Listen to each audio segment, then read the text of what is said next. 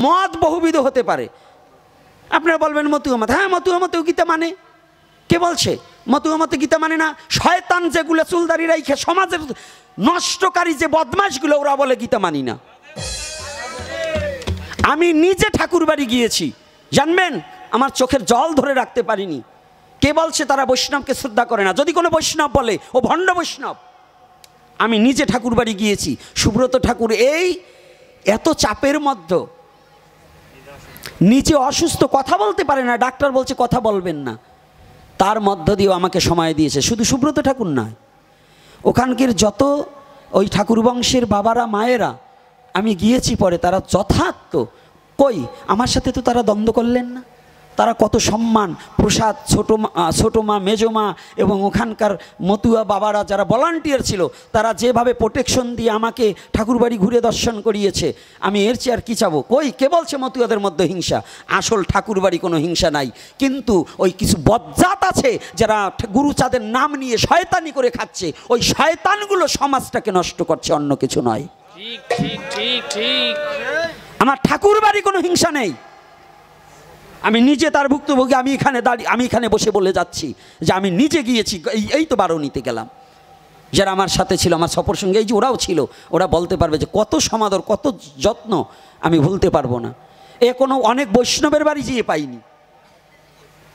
মালা তিলক পড়ছে, আবার সাধু দেখলে হিংসা করে। কই তারা মতুয়া হলেও তো আমাকে হিংসা করেনি, তাহলে আমি কেন বলবো যে হিংসা করেছে? কি আমি বলতে পারবো? আমি মিথ্যা বলবো? তাহলে কি যে মত পথের হোক, যে গীতা মানে না, আমরাও তাকে কুকুরের মুখ দেখি, তো যে গীতা মানে না তার মুখ আমি দেখি না। কথাটা কি রাগ করছেন নাকি? আচ্ছা, এইবার নাম বলা যাবে না। শ্রাদ্ধে ভোজন অনুষ্ঠানে মাছ দিয়ে করা কি ঠিক কিনা, এটা তো বলেই দিছি, আর কি বলবো? অবশ্যই না। যারা আগে দিয়েছেন, বাবা আগে জানিনি, এই পাকুড়লে আসতে মাটির মধ্যে দিয়ে, কাদা মাটি দিয়ে হাইটে আসতে হইতো না? পাকা রাস্তা ছিল, বর্ষার দিনে নৌকায় আসতে হতো না? আচ্ছা, এখন কি গাড়ি নিয়ে ঢুকছি আজকে? তো এটা কি পরিবর্তন হয়েছে? আগে নমসূত জাতির মধ্যে, এই নিম্ন জাতির মধ্যে শাস্ত্র অধ্যয়ন করার মতো লোক খুব কম ছিল। ছিল কি না বাবা? একখানা পঞ্জিকা পড়তে একটু একাদশী নয়, আমাবস্যা কবে তাও ব্রাহ্মণবাড়ি যেতে হতো। ওরা ওই কৌশলে আপনাকে অধর্মের পথ দেখাতো। এজন্য শাস্ত্রে আছে কাঁচকলা দ্বারা শ্রাদ্ধ কার্য করিবে। কাঁচকলায় আমিষ প্রোটিন। তো ওরা মনে মনে করলো কাঁচকলা যখন দেশে, তো ওই দিয়ে কায়দা করে খাইতে হইলে তো দুটো মাছের দরকার, ওই জন্য ওই মাছ ঢুকোই দেশে, যে ওইটি না হইলেই হবে না। কিন্তু এখন তো সনাতন ধর্মের প্রত্যেক জাতির মধ্যে, ওই ব্রাহ্মণদের মধ্যেও ভালো ব্রাহ্মণও এখন হয়েছে। আপনারা খালি ব্রাহ্মণের দোষ দিলে হবে না। ওই কিছু অনাচারী আছে, দুই সাইডে পাণ্ডিত্য দেখাবার যে খালি শ্লোক মুখস্থ বলে, কিন্তু হিংসা করিয়ে দফা সারে। ওই শয়তানগুলো হলো ক্রিমিনাল। আর প্রকৃত ব্রাহ্মণ যারা, এখন তারা কিন্তু অনেক সাম্যবাদের কথা এবং সাম্যবাদভাবে চলছে, জাতির উন্নতির জন্য অনেক কাজ করছে। আপনাকে কি বলবো?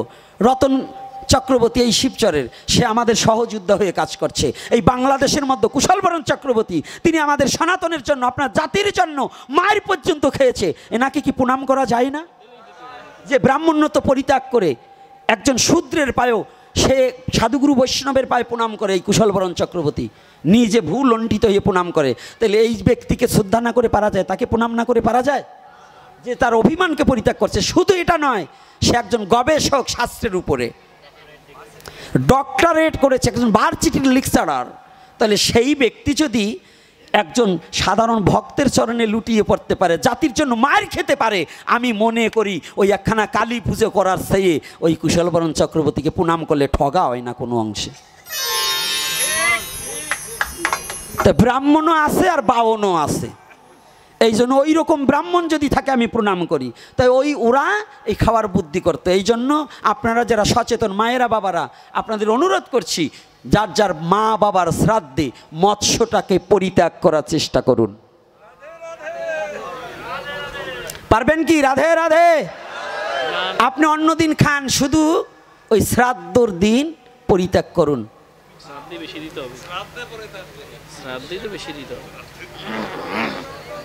মাছের রসা, মাছের রসা, ইলিশ মাছের রসা কেন? আস্তে প্রশ্ন করছে পাঁচখানা, এত প্রশ্ন করলে উত্তর চলে না।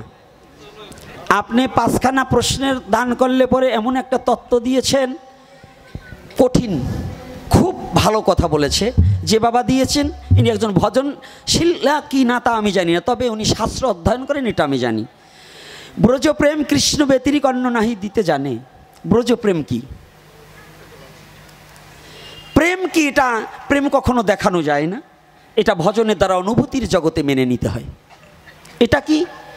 প্রেম হচ্ছে যেখানে চাওয়া পাওয়া থাকে না, যে বস্তুতে অন্যের প্রতি কোনো আকাঙ্ক্ষা থাকে না, শুধু তাকেই ভালোবাসার পিপাসা নিবৃত্ত নিয়ে জীবন যৌবন দেহ মন এই চারি বস্তু দান করে সে ভিন্ন অন্য কিছু জানে না, এটার নামই প্রেম। এটার নামই প্রেম। আর কাম কি? আত্ম ইন্দ্রিয় প্রীতিবাঞ্ছা তাহে কহি কাম, কৃষ্ণ ইন্দ্রিয় প্রীতিবাঞ্ছা ধরে প্রেম ও নাম। তাহলে প্রথম কথার এখানেই শেষ। এইবার যাই আর এক প্রশ্নের দেশ। এই প্রেম দাপরেই দিতে পারতেন, দিলেন না কেন? না, এখানে আপনি বোঝেন, এখানে একটু দিতে পারতেন, দিলেন না কেন, এটা দুটো প্রশ্ন হয়ে যায়। এই প্রশ্নবাদক প্রশ্ন করা যাবে না। কেন প্রশ্নবাদক প্রশ্ন করা যাবে না? এটা ভগবানের ব্যাপার, তিনি দেন নাই কেন? এখন তার কথা এই আসতে, হাই সামনে এসে বসবা না কখনো। এই কথাটা জানো, সব কিছু মুখস্থ আসে, নবীর কৃপায় হয়, তা না হলে হয় না। এজন্য কথা বলবেন না, এখন মন অন্য জায়গায়। যে প্রশ্নটা করছে আপনি এটা বুঝবেন না। তাহলে এখানে কি বলছি? কৃষ্ণ কেন দেননি এই মনোবাসনা আমাকে এখানে আনছি, কোন কোন কাজে আনছি এটা তো আর আমি জানি না, আনার কাম আনছি। তাহলে এখানে একটু উপলব্ধি করার বিষয় আছে। কি? তিনি দিতে পারতেন না তা না, কেন দেয়নি? অর্থাৎ এখানে ব্রজপ্রেম,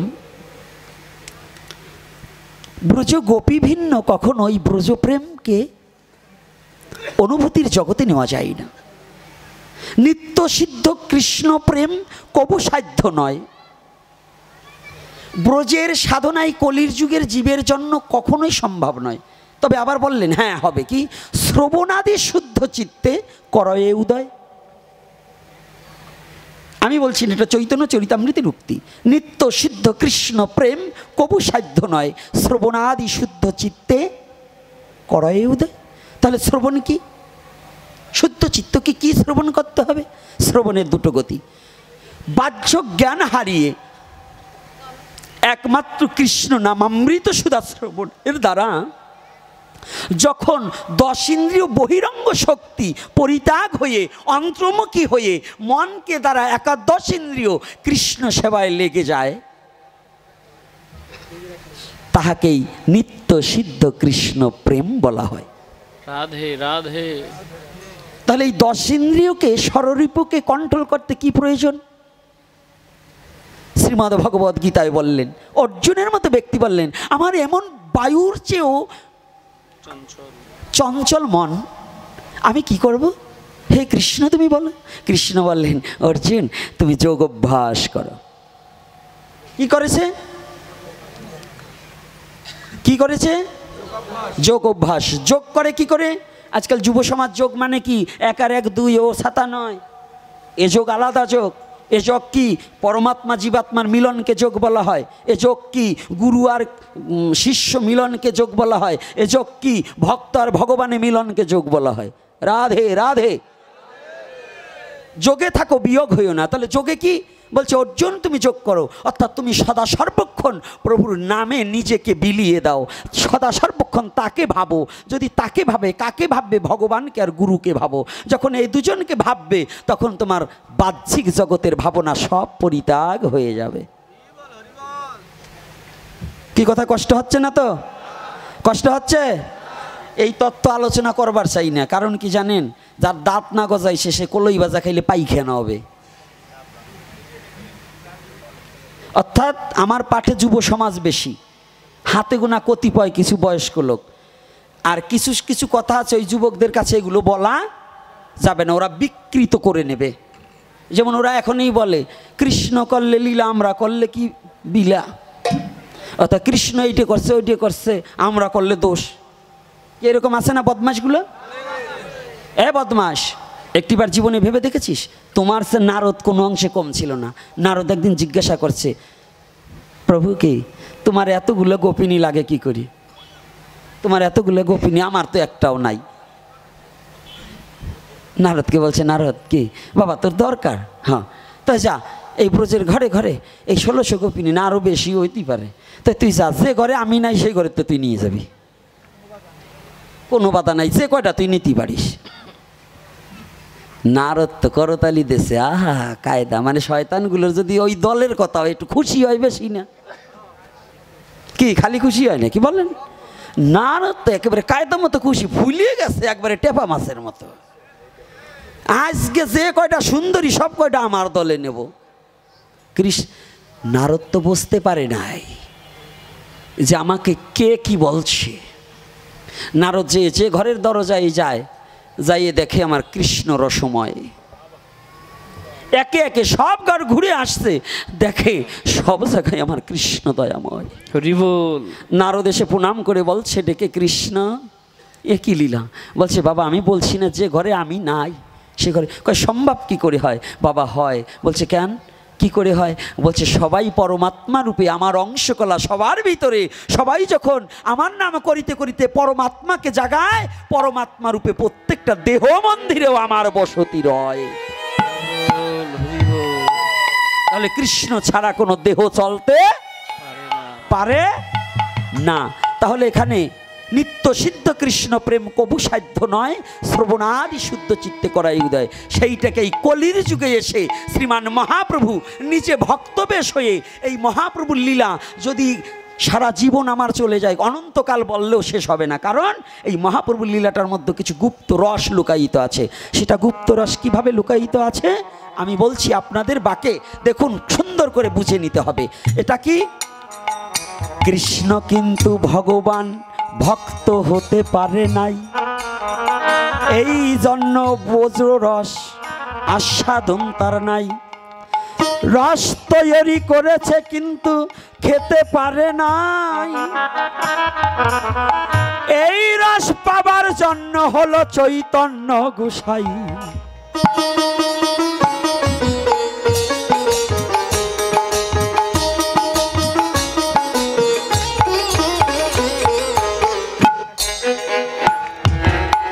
রাধা কৃষ্ণ প্রণয়া বিলাকৃতিনী আহল্লাদিনী শক্তি রশ্মা দেকাত্মা নাবপি বুপি দেহ ভেদাঙ্গতৌ তৌ চৈতন্য খং প্রকট মধুনায় তদদ্বয় চক্ষুমাপ্ত রাধা ভাব দুতি সুবলিতং নৈমি কৃষ্ণ স্বরূপম।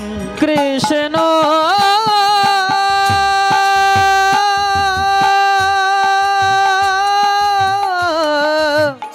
কৃষ্ণ স্বরূপম।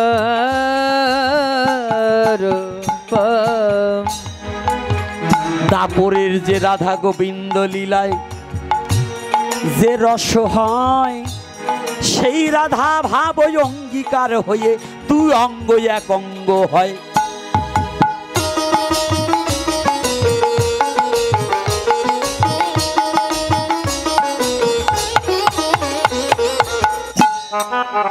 রাধা প্রেম সবাই বলে, রাধা প্রেম রাধা ঋণ সুদিবারে তরে, এ কথা কিন্তু কোনো জ্ঞানী লোক নাহি বলে। ভগবানের ঋণ নেই জানিয়া রাখিবে, রাধার অঙ্গটাও কিন্তু ভগবানের অঙ্গ থেকে সৃজন হয় বিশ্ব চরাচরে।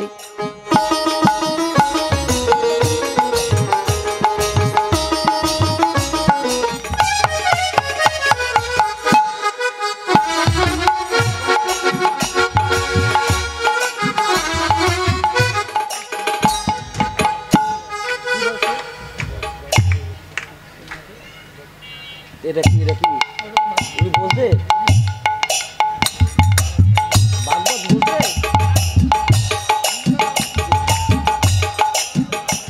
আছে, এই কথার মানে কি বোঝার মতো জ্ঞান হয়েছে? এটা ভাগবতের কথা, সম্পূর্ণ ভাগবত। এই যে মেন ভাগবত, ভাগবত জীবনে খুলে দেখছেন নাকি? কয় এই কথা বাদ দিয়ে ভাগবতের কথা কয়, ভাগবত কি বইলে যান। এই জন্য কর্তারা কথা বলবেন সবার সাথে না, ভাগবতাকে চেনবেন। এই যে যা আমি আগে যা বলছি ওরে একটাও ভাগবত না, আগে যা বলছি ওরে একটাও ভাগবত না, ভাগবত যাই এখন বলতেছি। আগে ভাগবত চিনতে হয়। এই যে কথাটা বলা হচ্ছে এখন, এইটাই হলো মূল ভাগবত। আর আগে যা বলছি গঠনমূলক কথা, যে আমার জাতীয় চেতনা হবে, যে কথা বললে পরে মানুষের মলিনতা দূরীভূত হবে। আর এটা হচ্ছে তত্ত্বজ্ঞ কথা। এই জন্যই আগে বলছি না বাবা, প্রশ্ন করবেন, দাঁত বা গজাইনে লোক ছাড়া আমার কাছে প্রশ্ন করা যাবে না। কি কথা বলছি না? অর্থাৎ এই জন্য ভজন দ্রষ্টা হতে হবে। কৃষ্ণ কথা সবার পেটে হজম হয় না, এত সহজ না। এই জন্য জোর করে খাওয়ালি পরে সাতা পায়খানা করে মরবে এগুলো। এই জন্য হরি কথা সরমার করলি পরে এই মন আর পেট এ দুটোরে ঠিক করে আসিস, নালি হবে না। রাগ করছেন নাকি বাবা? আমায়রা রাগ করছেন না? তাহলে এইখানে কথাটা বলছে কি, প্রেম কি জানেন? এই প্রেমের জন্য ভগবান গৌর হয়েছে। বাবা প্রশ্নটা কে করেছে তারকে একটু দেখতে পারি? বাহ বাহ বাহ, চমৎকার। আমি তাইলে আমার এইটা খারাপ না, আমার চোখটা তো ওই জায়গায় গেছে। চোরার ছেলে চুরি করিয়ে দিবা, প্রশ্ন ধরা খাওয়া। তো এই যে প্রেম, উনি গৌর হলেন কেন? যেখানে প্রশ্ন করছেন আলোচনা কি সেখানে ছিল কি না? হ্যাঁ ছিল তো। তাহলে এখন এই যে গৌর হলেন কেন, এটাও ভাগবতের কথা। না হলে যারা ভাগবত পাঠ করেন বলুন আসুন, এই ব্রজ প্রেম তত্ত্বটা কি? ব্রজ কি? ব্রজ কোনো সাধারণ মাটি নয়, ব্রজ কোনো সাধারণ মাটি নয়, অপ্রাকৃত ধাম ব্রজ। ব্রজের কুকুরটাও অপ্রাকৃত, ওই ব্রজে বসবাসকারী বানরও অপ্রাকৃত। ব্রজের বানরের চরণের ধূলিকণা সমজ্ঞান আমি গোপীনাথ আমার নেই। ব্রজের বানরের চরণের ধূলিকণা সমজ্ঞান আমার নেই। আজও কি জানেন, ওই ব্রজের বানর যদি কোনো মানুষকে ধরে, একবার জয় রাধে রাধে বললে পরে বানরটা মানুষকে ছেড়ে দেয়, কিন্তু আমি মানুষ হয়ে একটা মানুষকে ছেড়ে দেই না। কি মিথ্যা বলছি? যারা ব্রজে গিয়েছেন এটা কি মিথ্যা? ষাঁড় গরু তার গলায় কোনো রশি নেই, রাধে রাধে বললে পরে রাস্তা ছেড়ে দেয়। এইটা বুঝাবো কি দিয়ে? এইটা কি বুঝানো যায়? অবিবাহিত মেয়েকে যদি বলি মা তোর সন্তান প্রসবের কেমন যন্ত্রণা, ওটা যেমন সে বলতে পারবে না। যারা জীবনে ভজন করে না, যারা কোনোদিন রাধা তত্ত্বকে উপলব্ধি করে না, কৃষ্ণকে ভালোবাসতে জানে না, তারা জীবনেও এই তত্ত্ব বুঝবে না। সাধনা করতে হবে। রাগ করছেন নাকি? কথাগুলো আগে বুঝতে হবে। আরে আর আনেন বা না আনেন, আসার জন্য একেবারে এত কান্দে মরবো না নে, কিন্তু আজকে যা আছে তা বইলে যাব। তো এইবার দেখুন,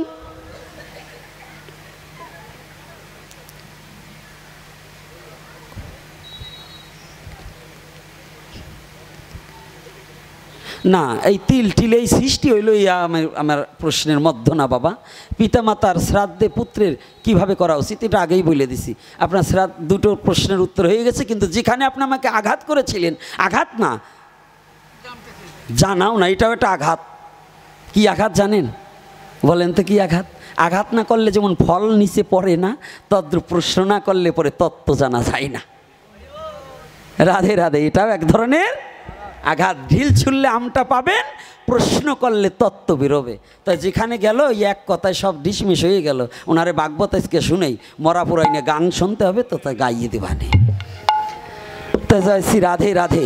আবার যদি কোনোদিন আপনার এই তত্ত্বের উপরে আলোচনা যদি আবার কোনোদিন আসি, আপনি বসবেন কাছাকাছি, তো এই তত্ত্বের উপরে কিছু আলোচনা করব, যদি সত্যিকারের গৌরকে ভালোবাসি নাকি। রাধে রাধে। হ্যাঁ,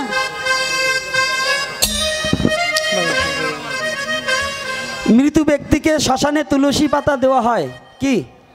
তুলসী পাতা না, শ্মশানের ভিতরে তুলসী ডালও দিতে হবে।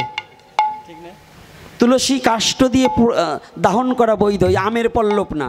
আমের পল্লবের কথা, আমের ডাল দেওয়ার কথা কোনো শাস্ত্রে নেই। পুরাণে লেখা আছে তুলসী গাছ দেওয়ার কথা। মৃত্যু ব্যক্তিকে পোড়াতে হলে তুলসী গাছ দেওয়ার কথা। হ্যাঁ, চন্দন তো আছেই, তুলসী।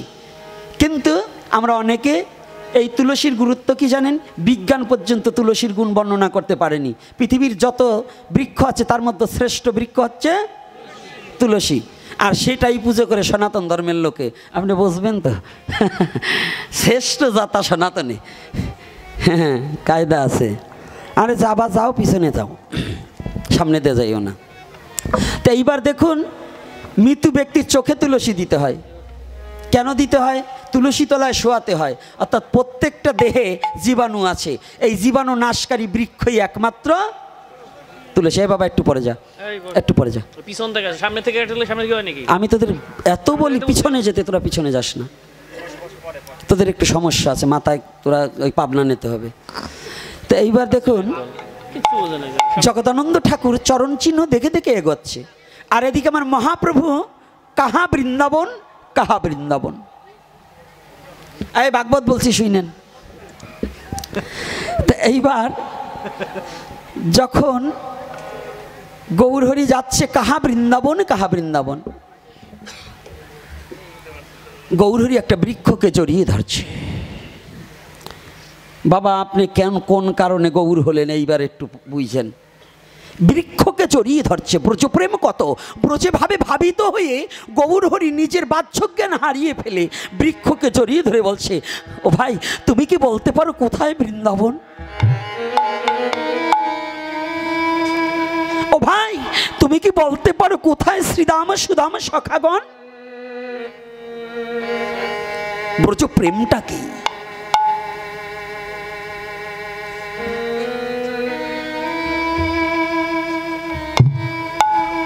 ব্রজপ্রেম যেখানে আঘাত করেছিলেন জানেন? শ্রীমতী রাধারানীর অভিসার, অভিসারে যেদিন সেজেছিলেন, অভিসারে যেদিন সেজেছিলেন পায়ের আলতা ঠোঁটে চোখে লাগিয়েছিল, চোখের কাজল মুখমণ্ডলে লেপেছিল। শুধু একমাত্র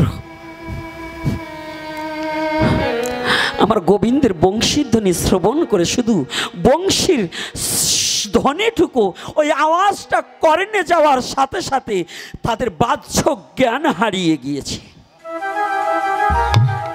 এটাকে বলে ব্রজপ্রেম। নিজেকে যত সময় আমি থাকি তত সময় ব্রজপ্রেম থাকে না।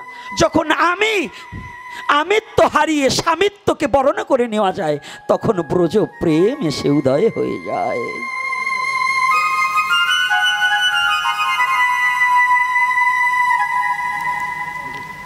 আজকে মহাপ্রভু হেঁটে চলছে, হঠাৎ করে একটা হিংস্র বাঘের সাথে দেখা হয়েছে।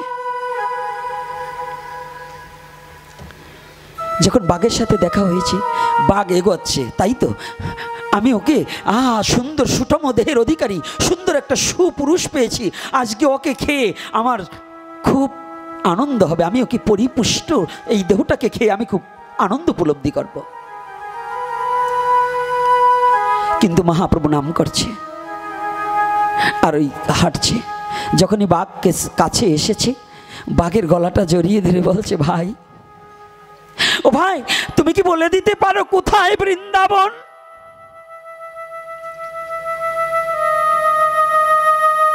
যখনই বলেছে কোথায় বৃন্দাবন, মহাপ্রভুর পরশ যখনই এই বাঘের গায়ে লেগেছে, ওর পশু জনম ধন্য হয়ে গিয়েছে, পশু জনম ধন্য হয়ে গিয়েছে।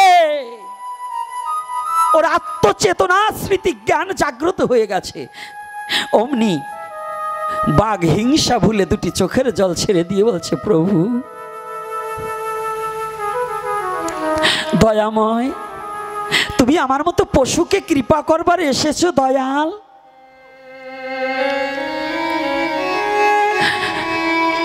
আমার মতো পশুকে তুমি কৃপা করতে এসেছো বান্ধব। দয়াময় তুমি যখন এসেছো,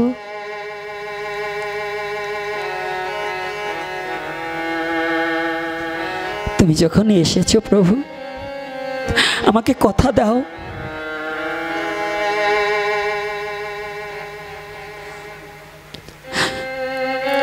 আমাকে কথা দাও, জন্ম জন্মান্তরে এভাবে তুমি আমাকে চরণ দান করবে, আমাকে চরণ ছাড়া করবে না, তুমি কথা দাও।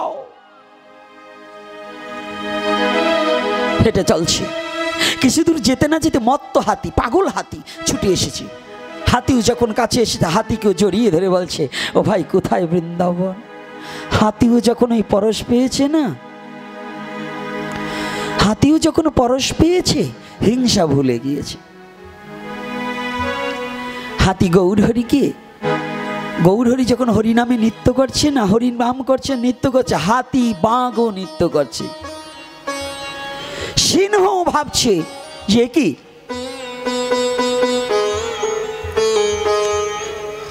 ওরা সবাই নাচছে কেন? ও ভালো খাবারের সন্ধান পেয়েছে, আমিও যাব। সিংহ যখন ছুটে এসেছে না, সিংহকেও যখন জড়িয়ে ধরেছে মহাপ্রভু, জড়িয়ে ধরার সাথে সাথে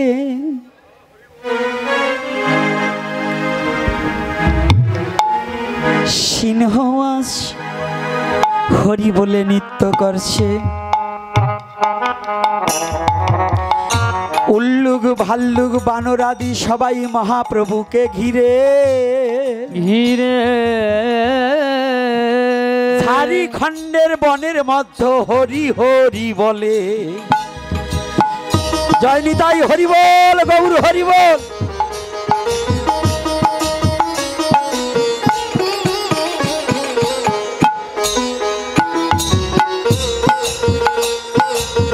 জগদানন্দ পিছনে থেকে দেখিবারে পায়,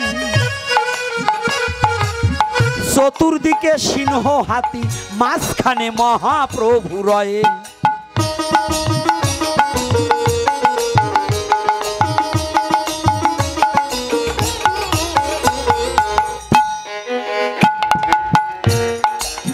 মাঝখান থেকে মহাপ্রভু হরি হরি বলে। সিংহ হাতি বাঘ সবাই মহাপ্রভুকে মধ্য রেখে নৃত্য করে হরি হরি বলে।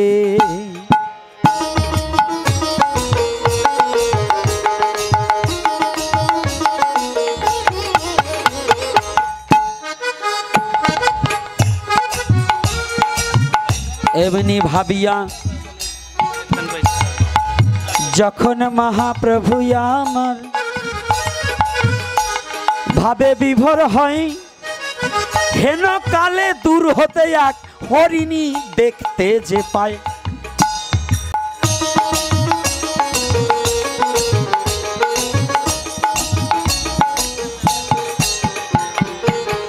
হরিণ দূর হতে দেখতে পেয়েছে। একই কোনোদিন তো সিংহ হাতি বাঘ এবং মানুষ বানর একসাথে নৃত্য করে না। একই হলো আজকে আমাদের ঝাড়িখণ্ডে বনে হরিণ হরিণীকে ডেকে বলছে, ও হরিণী। হরিণ বলছে হরিণীকে, আবার হরিণী বলছে, হরিণ তুমি কি কোনোদিন দেখেছো মানুষ আর সিংহ একসাথে নৃত্য করে? বলছি না তো। বলছে আজকে কি হলো গো? আর এই ব্যক্তিকে দেখছি সবার চেয়ে আলাদা, এর জ্যোতিতে যেন আমাদের ঝাড়িখণ্ড বন আলোকিত হয়েছে, এ মনে হয় কোনো সাধারণ ব্যক্তি নয়। আমি একটু গিয়ে দেখে আসব। হরিণ বলছে, পুরুষ ছেলে তো। হরিণ বলছে, হরিণী আমি যাব না, আমার প্রাণের মায়া আছে, দুটো বাচ্চা আছে। তুমি যাচ্ছ, তুমি গেলেই কতবার তারা খেয়েছো বাঘের, কতবার সিংহের তারা খেয়েছো, তোমার মনে নেই? বলছে তারা তো খেয়েছি, কিন্তু জীবনে তো কোনোদিন দেখিনি মানুষ হাতি সিংহ বাঘ একসাথে নাচে। আমি যাব, তুমি থাকো, আমি গিয়ে যাব, আমি দেখব এই ব্যক্তিকে যার কাছে এসে সবাই নৃত্য করছে, আমি তাকে একটু দেখব। জীবনের মায়াকে পরিত্যাগ করে, জীবনের মায়াকে পরিত্যাগ করে ছুটে চলেছে।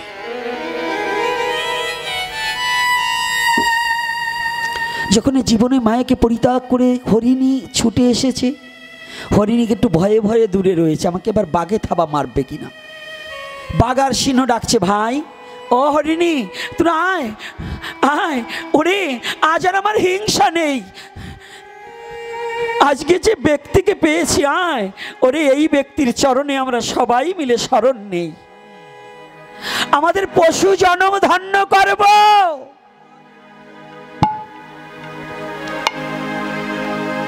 আমার পশু জন্মটাকে ধন্য করব, একটু ছুটে আয়। যখনই বলেছে ছুটে আয়, হরিণী যখনই গিয়েছে, বাঘ সিংহ হাতি সকলে নৃত্য আরম্ভ হয়েছে, এদিকে মহাপ্রভু নৃত্য করছে, আর দূর হতে জগদানন্দ পণ্ডিত দেখে গড়াগড়ি যাচ্ছে, প্রভু তুমি শুধু নরকে নয় পশুকেও কৃপা করতে এসেছো দয়াময়, ও দয়াময় তোমার কাছে প্রার্থনা, প্রণাম করছে আর বলছে তোমার কাছে প্রার্থনা কি জানো, যদি আমাকে আবার জগতে পাঠাও, এই ঝাড়িখণ্ডের বনের পশু করে পাঠিও, যে বনে তুমি কৃপা করতে আসো, তোমার চরণ ধুলি দিয়ে পশুকে ধন্য করো, ওই ঝাড়িখণ্ডের বনে আমাকে পাঠাও। যখনই বলেছে ঝাড়িখণ্ড বনের মাঝে আমাকে পাঠিয়ে দিও, গড়াগড়ি যাচ্ছে, আর এদিকে হরিয়ার করি গলাগলি ধরে হরি বলো বলে ধুলায় গড়াগড়ি যাচ্ছে। হরিকে হরি মানে সিংহ, করিকে করি মানে হাতি, আজ হিংসা ভুলে গিয়েছে, আমার মহাপ্রভুর প্রেমের বাতাস লেগেছে যার গায়ে,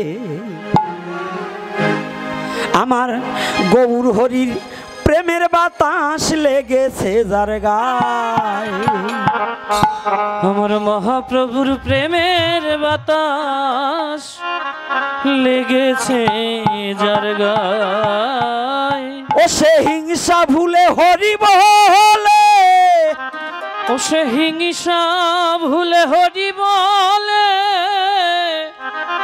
ওরে ও সে হিংসা ভুলে হরি বলে, ধুলায় গড়াগড়ি যায়, আমার মহাপ্রভুর প্রেমের বাতাস লেগেছে যার গায়ে, আমার মহাপ্রভুর প্রেমের বাতাস লেগেছে যার গায়ে, আমার মহাপ্রভুর প্রেমের বাতাস লেগেছে যার গায়ে, আমার মহাপ্রভুর প্রেমের বাতাস লেগেছে যার গায়ে, ও সে হিংসা ভুলে হরি বলে, হিংসা ভুলে হরি বলে, হিংসা ভুলে হরি বলে, ধুলায় গড়াগড়ি যায়, মহাপ্রভুর প্রেমের বাতাস লেগেছে যার গায়ে, মহাপ্রভুর প্রেমের বাতাস লেগেছে যার গায়ে,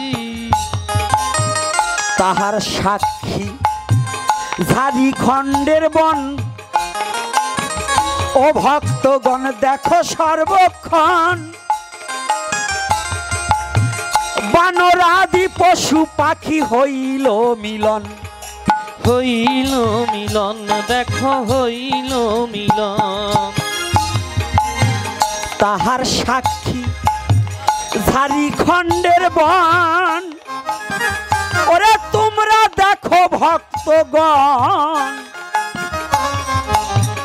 বানরাদি পশু পাখি হইল মিলন, হইল মিলন ওই হইল মিলন, তারা হরি হরি হরি বলে, হরি হরি হরি বলে, হরি হরি হরি বলে চরণেতে পড়ে রয়ে, মহাপ্রভুর প্রেমের বাতাস রাধে যার গায়ে, আমার গৌর হরির প্রেমের বাতাস লেগেছে যার গায়ে, ও সে হিংসা ভুলে হরি বলে, ও সে হিংসা ভুলে হরি বলে, হিংসা ভুলে হরি বলে, ধুলায় গড়াগড়ি যায়, মহাপ্রভুর প্রেমের বাতাস লেগেছে যার গায়ে, মহাপ্রভুর প্রেমের বাতাস লেগেছে যার গায়ে, ধীরে ধীরে শুনবেন যত ভক্তগণ,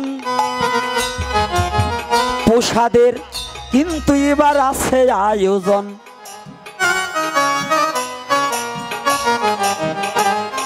আর শৈলেন্দ্রবালা মহাশয় তাহার পুত্র আছে,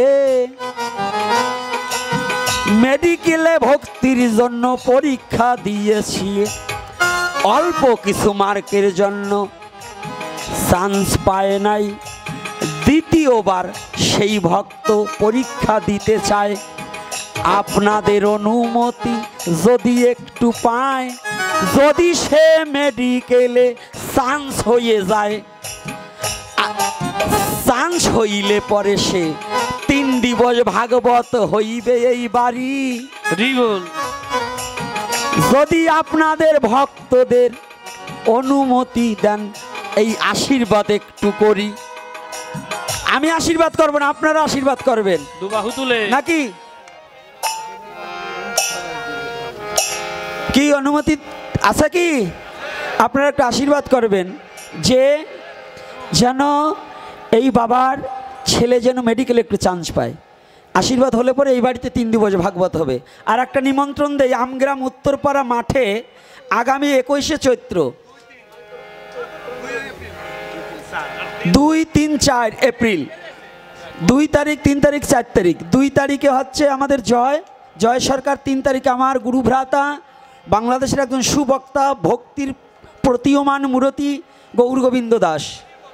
আর চতুর্থ দিন আপনাদের এই মুখ পোড়া হনুমান। তাই কৃপা করে একটু আসবেন। তৃতীয় দিন তৃতীয় দিন 4 তারিখ জয় নিতাই। তাই আপনারা সকলে আসবেন। আর প্রসাদের ব্যবস্থা আছে, প্রসাদ না পেয়ে কেউ যাবেন না। আর এই শৈলন বাবুর জন্য একটু আশীর্বাদ।